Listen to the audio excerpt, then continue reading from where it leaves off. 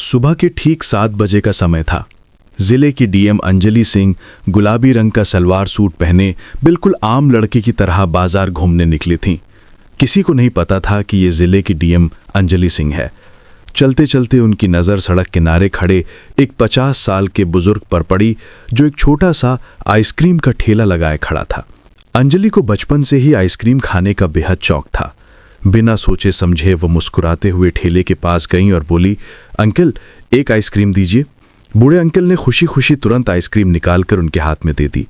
अंजलि पहला निवाला लेने ही वाली थीं कि तभी बाजार में एक मोटरसाइकिल आकर पास रुकी।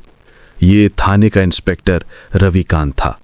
उसने बाइक साइड में लगाई, हेलमेट उतारा और ठेले वाले से रूखे अंदाज में बोला, अरे ओ बुढ़े, जल्दी एक आइसक्रीम निकाल। अंकल ने थोड़े घबराते हुए फटाफट एक आइसक्रीम निकालकर उसे दे दी। रविकांत वहीं खड़े खड़े खाने लगा। तभी उसकी नज़र अंजलि सिंह पर पड़ी। उसे अंदाजा भी नहीं था कि ये कोई साधारण लड़की नहीं बल्कि जिले की डीएम है। वो हंसते हुए बोला, क्या बात है, आइसक्रीम तो बड़े मजे लेकर खा रही हो। बहुत पसंद है क्या? कभी हमें भी पसंद कर लो, हम भी तो तुम्हारे प्यार के दीवाने हो सकते हैं। अंजलि ने उसकी बात नजरअंदाज करते हुए मुंह फेर कर आइसक्रीम खाना जारी रखा। रविकांत फिर बोला, अरे शर्मा क्यों रही हो? और आइसक्रीम चाहिए तो बोल देना, मंगवा दूंगा।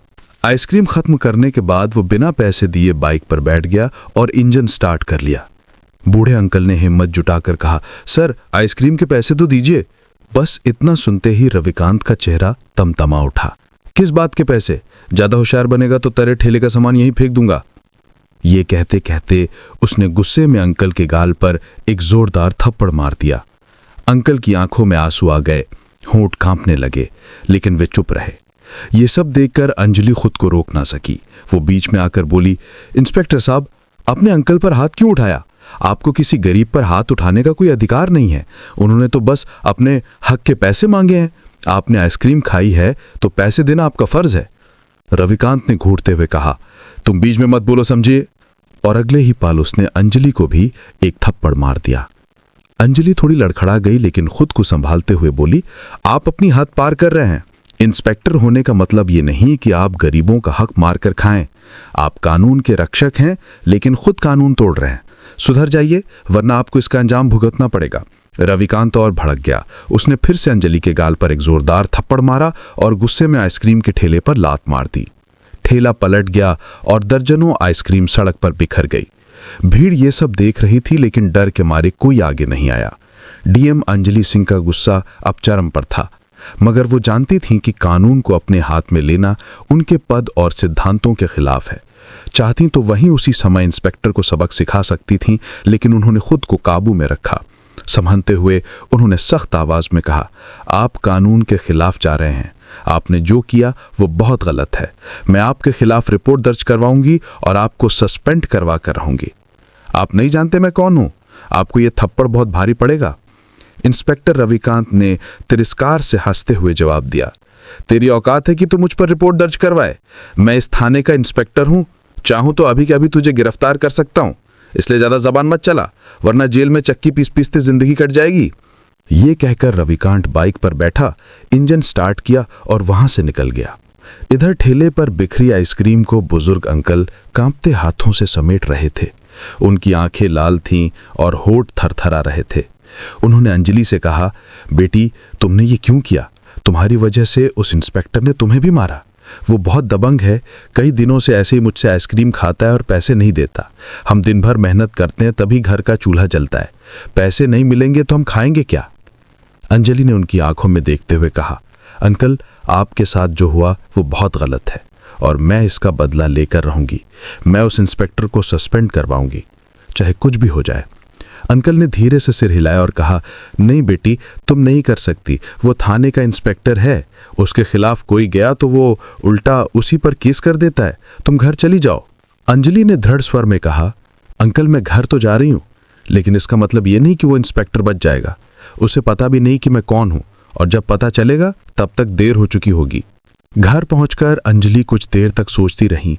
फिर अचानक उनके मन में एक विचार आया, अगर इंस्पेक्टर ऐसा है तो थाने के बाकी लोग, सिपाही और ऐसे हो किस तरह का व्यवहार करते होंगे ये जानना जरूरी था, ताकि पूरे सिस्टम का सच सामने आ सके। उन्होंने तुरंत लाल रंग की साड़ी पहनी, अपना चेहरा साधारण महिला की तरह रखा और सरकारी पहचान के सीधे थाने पहुंच गईं। वहां मौजूद सिपाही और अधिकारी नहीं जानते थे कि ये कोई साधारण महिला नहीं, बल्कि झिल्ले की डीएम है। थाने में कदम रखते ही उनकी नज़र अंदर बैठे एसएओ संदीप सिंह पर पड़ी। अंजलि सीधे उनके पास गई और बोली, इंस्पेक्टर रविकांत कहाँ हैं? मुझे उनके खिलाफ रिपोर्ट दर्ज करानी है। उन्होंने सड़क पर आइसक्रीम बेचने वाले एक बूढ़े आदमी पर अत्याचार किया, उसका ठेला गिरा दिया, पैसे नहीं दिए। जब मैंने विरोध किया तो मुझे भी थप्पड़ मारा और गंदी बातें कहीं। जो उन्होंने किया वो कानून के खिलाफ है, इसलिए मैं यहाँ रिपोर्ट लिखवाने आई हूँ। आप तुरंत कार्रवाई कीजिए। संदीप सिंह ने कुर्सी से उठते हुए सख्त लहजे में कहा, तुम क्या कह रही हो? मैं अपने इंस्पेक्टर के खिलाफ रिपोर्ट दर्ज करूं? वो इस थाने का इंस्पेक्टर है और उसने कोई बड़ा गुनाह नहीं किया है। अगर उसने एक आइसक्रीम खा ली और पैसे नहीं दिए तो क्या हुआ? 10 रुपए की चीज है, इस पर इतना बवाल मचाने की क्या जरूरत है? जाओ यहां से, वरना धक्के मारकर निकाल दूंगा।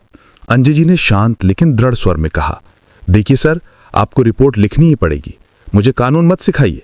कानून कहता है कि किसी पर भी हाथ उठाना और उसकी रोजी रोटी पर चोट करना अपराध है। अगर आपने कार्रवाई नहीं की तो मैं आप पर भी कार्रवाई करवाऊंगी। संदीप सिंह ये सुनकर तिलमिला उठा। क्या कहा तुमने? तुम मेरे ऊपर कार्रवाई करोगी? तुम्हारी इतनी औकात है? उसकी आंखों में गुस्से की लाली थी। वो मेज पर हाथ मारते हुए बोला, मैं इस थाने का एसएओ हूं। चाहूं तो अभी के भी तुझे गिरफ्तार कर सकता हूं, इसलिए ज्यादा जबान मत चला, वरना जेल में चक्की पीसते जिंदगी कट जाएगी। ये कहकर संदीप ने गुस्से में एक जोरदार थप्पड़ अंजलि सिंह के गाल पर दे मारा। अंजलि थोड़ी लड़खड़ा गई लेकिन खुद को संभाल लिया। अब वो पूरी तरह समझ चुकी थी कि इन दोनों अफसरों को सस्पेंड करना जरूरी है। वो दरवाजे की तरफ बढ़ी, लेकिन जाते जाते दरवाजे पर रुककर पलटी और ठंडी सख्त आवाज में बोली, आप लोग नहीं जानते कि मैं आपके साथ क्या कर सकती हूँ। मैं आप दोनों को सस्पेंड करवा कर रहूंगी, और याद रखिए, मेरी बात को हल्के में मत लेना। इतना कहकर अंजलि थाने से बाहर निकल गई। थाने में मौजूद सिपाही और एसएओ संदीप सिंह एक दूसरे को देखने लगे। संदीप के मन में हल्का सा शक आया, आखिर ये औरत है कौन? जिस अंदाज में बात कर रही थी, कहीं कोई बड़ी हस्ती तो नहीं? लेकिन अगले ही पल उसने खुद से कहा, अरे छोड़ो, आजकल की लड़कियां बस अकड़ में रहती हैं, और उसने बात को टाल दिया। उधर अंजलि सिंह पहले ही चालाकी से खेल चुकी थी। जब वो थाने में दाखिल हुई थीं, उसी समय उन्होंने अपने मोबाइल की रिकॉर्डिंग ऑन कर दी थी। थाने में हुई हर बात, हर धमकी, हर थप्पड़ की आवाज सब उनके फोन में रिकॉर्ड हो चुका था। ये अब उनका पहला सबूत था। सुबह होते ही अंजलि ने तुरंत एएसपी, डीएसपी और आईपीएस अधिकारियों को अपने ऑफिस बुलाया। उन्होंने सीधा कहा, कल जिले के सबसे बड़े हॉल में प्रेस मीट होगी। मैं इंस्पेक्टर रविकांत और एसएओ संदीप सिंह के खिलाफ कार्रवाई करूंगी और उन्हें सस्पेंड कराऊंगी। ये देखिए पहला सबूत। उन्होंने मोबाइल रिकॉर्डिंग चला दी। कमरे में सन्नाटा छा गया। एसपी अनिल कपूर ने गंभीर स्वर में कहा, मैडम, ये सबूत तो आपने दिखा दिया, मगर इंस्पेक्टर को सस्पेंड करने के लिए उसके खिलाफ भी ठोस सबूत चाहिए। अंजलि ने आत्मविश्वास से कहा, हाँ मुझे पता है, लेकिन चिंता मत कीजिए, मैं वो सबूत भी लेकर आऊंगी और कल मीडिया के सामने पेश करूंगी। अगली सुबह अंजलि उसी बाजार में पहुंची जहां बूढ़े अंकल आइसक्रीम बेचते थे। वहां एक छोटी सी मोबाइल की दुकान थी जिसके बाहर सीसीटीवी कैमरा लगा था।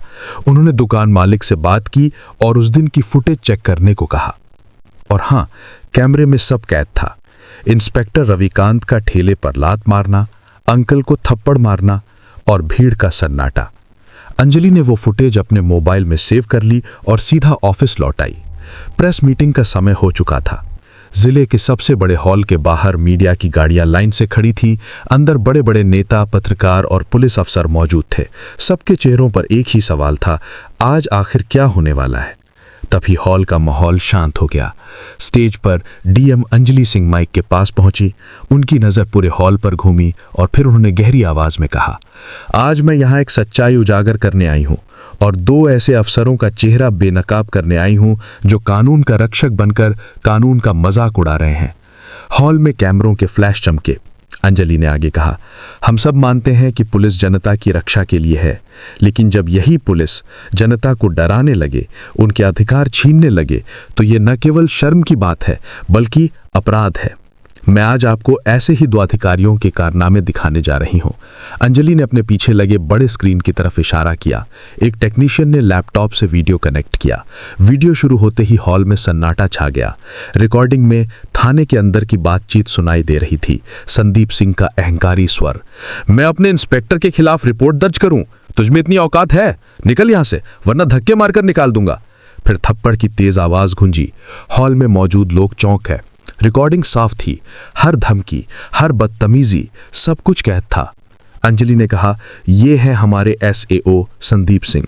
ये व्यक्ति जो कानून का पालन करवाने की शपथ लेकर आया था, उसने कानून को अपने जूतों तले रौंद दिया। अब अंजलि ने दूसरा वीडियो चलवाया। ये बाजार का फुटेज था। भीड़ के बीच इंस्पेक्टर रविकांत बूढ़े अंकल के ठेले के पास खड़ा था। उसने आइसक्रीम ली, पैसे नहीं दिए, अंकल को थप्पड़ मारा और फिर ठेले पर लात मार दी। सड़क पर आइसक्रीम बिखर गई। अंकल घुटनों के बल बैठकर उन्हें समेटने लगे।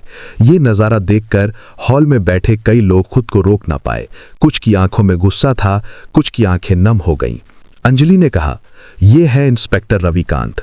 इनकी वर्दी का मतलब जनता की सेवा नहीं, बल्कि जनता का शोषण है। ये वो लोग हैं जो अपने पद का इस्तेमाल गरीबों को डराने और उनका हक मारने में करते हैं। अंजलि के ये शब्द सुनकर आगे की पंक्ति में बैठे कुछ वरिष्ठ पुलिस अफसर बेचैन हो उठे। एसएसपी अनिल कपूर ने माइक मांगकर कहा, मैडम, ये आरोप गंभीर हैं और सबूत साफ साफ दिखाई दे रहे हैं। कानून के मुताबिक हमें तत्काल विभागीय जांच शुरू करनी होगी और अगर जांच में ये सही पाया गया तो दोनों अधिकारियों का निलंबन तय है। अंजलि ने तुरंत जवाब दिया, एसआरपी साहब, सबूत साफ हैं और कानून की किताब भी साफ कहती है। धारा 166A के तहत कोई भी सरकारी कर्मचारी अगर अपने अधिकार का दुरुपयोग करता है तो ये दंडनीय अपराध है। इसके अलावा धारा 323 मारपीट, धारा 504 जानबूझकर अपमान और धारा 506 धमकी भी इन दोनों पर लागू होती है। हॉल में बैठे पत्रकार तेजी से नोट्स लेने लगे। अंजलि ने एक कागज उठाया। यह है मेरा आधिकारिक आदेश। विभागीय जांच शुरू होने तक एसएचओ संदीप सिंह और इंस्पेक्टर रविकांत को तत्काल प्रभाव से निलंबित किया जाता है। साथ ही आज ही दोनों के खिलाफ एफआईआर दर्ज होगी। उनकी आवाज में इतनी दृढ़ता थी कि हॉल में बैठे दोनों अधिकारियों के चेहरे पीले पड़ गए। एसपी ने अपने अधीनस्थ को इशारा किया। दो पुलिसकर्मियों ने आगे बढ़कर रविकांत और संदीप सिंह को खड़े होने के लिए कहा। रविकांत ने धीमे स्वर में कहा, मैडम, 1 मिनट, हमसे गलती हो गई। पर अंजलि ने बीच में रोक दिया। गलती तब होती है जब अनजाने में कुछ गलत हो जाए, लेकिन आप लोगों ने जानबूझकर गरीब का हक मारा, कानून तोड़ा और फिर उसे धमकाया। ये गलती नहीं, अपराध है। जैसे ही दोनों अधिकारियों को पुलिस ने बाहर ले जाया, हॉल में मौजूद पत्रकार उनके पीछे भागे। कैमरे चमकने लगे। सवालों की बौछार हुई। रविकांत, क्या आप मानते हैं कि आपने गरीब का शोषण किया?